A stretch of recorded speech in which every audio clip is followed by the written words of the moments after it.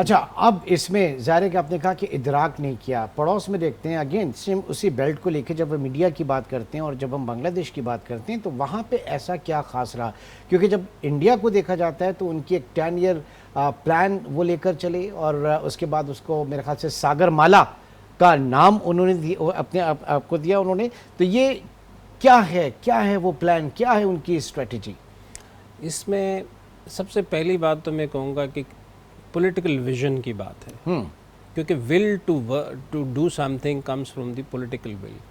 تو وہاں پہ ان کی پولیٹیکل ول جنریٹ ہوئی کہ ہم ایک ایسا ملک ہے جو کہ چونکہ ان کا تقریباً جو بیلٹ ہے تقریباً 7,000 کلومیٹر سے تھوڑا زیادہ ہے، تقریباً 7 گنا زیادہ ہے، اور ان کے پاس سمندر بھی اس سے زیادہ ہے. جی.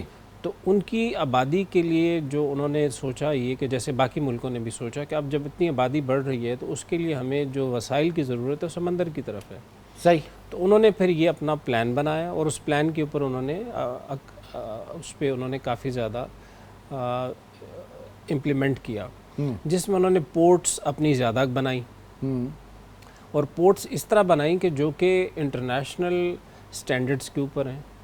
تو وہاں پہ جس طرح ابھی ممبئی کی جو پورٹ ہے جو نئی بنائی انہوں نے، وہاں پہ کنٹینر شپ کا جو ایوریج ٹرن اراؤنڈ پیریڈ ہے وہ تقریباً 13 گھنٹے ہے.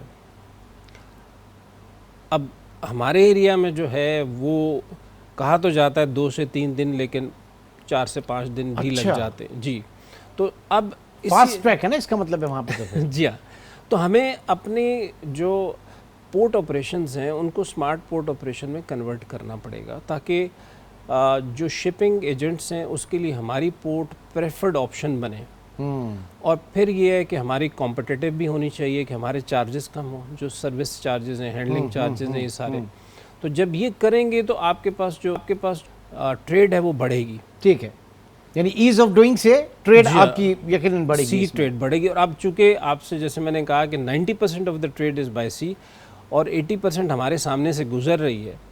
تو جب ہم اپنے مسائل کو حل کر لیں تو یقینی طور پہ یہ سارا ٹریڈ جو ہے ہماری طرف آنا شروع ہوگا.